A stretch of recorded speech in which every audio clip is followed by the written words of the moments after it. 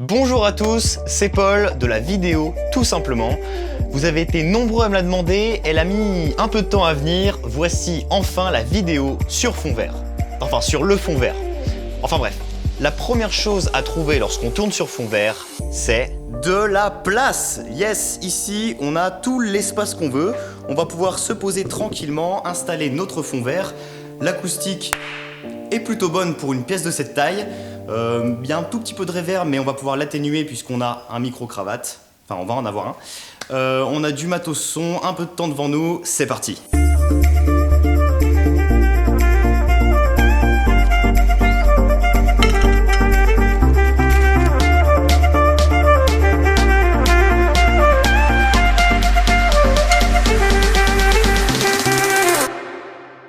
Nous avons notre toile verte, il ne reste plus qu'à la mettre en place.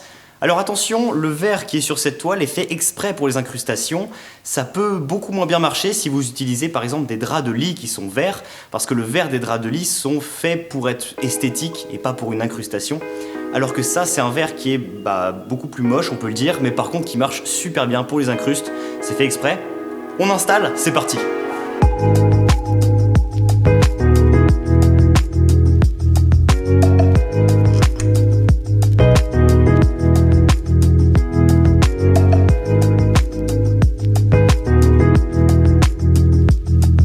Et bien voilà, le fond vert est en place, on va pouvoir commencer à faire les premières prises de vue.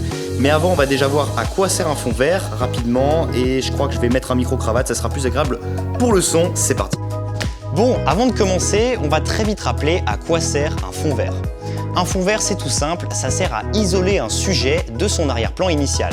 Par exemple, ici, le sujet, c'est moi, et le but, c'est d'enlever ce qu'il y a derrière. Alors attends, tout ça pour ça, alors qu'en 10 minutes, je te détourne sur GIMP et le tour est joué? Faut m'expliquer là. Oui, parce que là, il parle d'une photo. Alors que là, en vidéo, on tourne généralement à 25 images par seconde et ces 25 images sont en plus différentes. Si on devait les détourer à la main, je vous raconte même pas le travail. La solution est alors toute trouvée. Il suffit d'indiquer à l'ordinateur qu'on veut supprimer simplement des pixels d'une même couleur. Ici, on ajoute un fond vert, on dit à l'ordinateur « supprime tous les pixels qui sont verts ». L'ordinateur va alors effectuer cette simple tâche sur l'ensemble des images de la vidéo. Et le tour est joué. Alors un fond vert c'est super, mais c'est pas miraculeux. Par exemple, il faut éviter de porter la couleur verte sur soi, ou alors de porter un objet qui a la même couleur que le fond vert. Après, ça peut être stylé, voire même utile, mais là, faut vraiment éviter. Si le vert ne va pas, pourquoi pas mettre un fond rouge ou jaune à la place? À cause de ma peau. Ta peau? Oui, ma peau.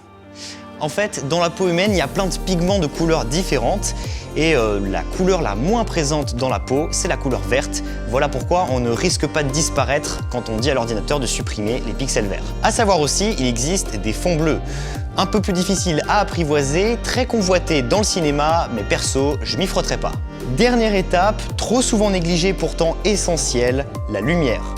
Le but, c'est d'éclairer uniformément notre fond vert pour qu'il y ait le moins de zones claires et ombres possible. En fait, plus le fond vert va être uniforme, plus l'incrustation sera facile à réaliser sur le logiciel de montage et en plus, plus elle sera de qualité, ce qui est essentiel. Avant de régler la lumière, je vais simplement retendre la toile pour limiter, amoindrir les plis, que ça se voit un petit peu moins.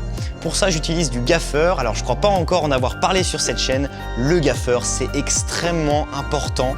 C'est presque plus utile qu'une caméra sur un tournage. C'est indispensable. Le gaffeur, ça sert à tout le temps. Par exemple, tout à l'heure, je m'en suis servi pour gaffer la caméra sur le balai. Là, je vais m'en servir pour tendre la toile, peut-être même pour faire un repère au sol de mise au point. Enfin bref, ça sert tout le temps et pour tout. Ça se présente comme ça, c'est de l'adhésif toilé en fait. C'est du scotch avec une toile à l'intérieur et ça permet de le découper tout seul. Par exemple, je fais un bout comme ça et sans ciseaux, je peux venir le découper et j'ai un bout à la main. Donc voilà, on vient tendre notre toile et on gaffe. Pour l'éclairage, c'est assez simple. On éclaire d'abord la toile et ensuite le sujet. Pour la toile, nous disposons de 2 spots comme ceci. On va les disposer de part et d'autre, un à droite, un à gauche, ni par terre ni au-dessus, à mi-distance. Je vais donc les poser sur des tables.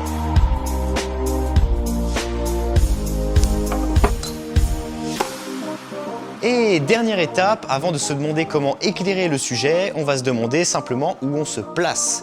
Donc l'idée c'est de se placer quand même assez loin du fond vert pour d'une part ne pas projeter une ombre dessus pour qu'il reste plus uniforme et d'autre part pour profiter d'une faible profondeur de champ car le fond vert pourra devenir un peu plus flou derrière. Un fond vert flou c'est un fond vert uniforme donc c'est bon pour nous. Maintenant, pour l'éclairage du sujet, rien de spécial en fait. Il n'y a pas besoin d'éclairer en plus le sujet, il y a déjà une grosse source de lumière naturelle ici. Voilà, pas besoin d'en rajouter, on en a assez. On peut passer au tournage. Et on commence par faire le point sur le repère au sol, et donc le point sera fait sur le sujet.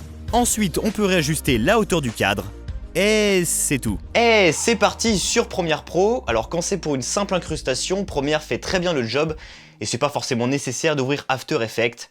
C'est parti. Et nous voici dans Premiere Pro avec notre rush déjà présent sur la timeline.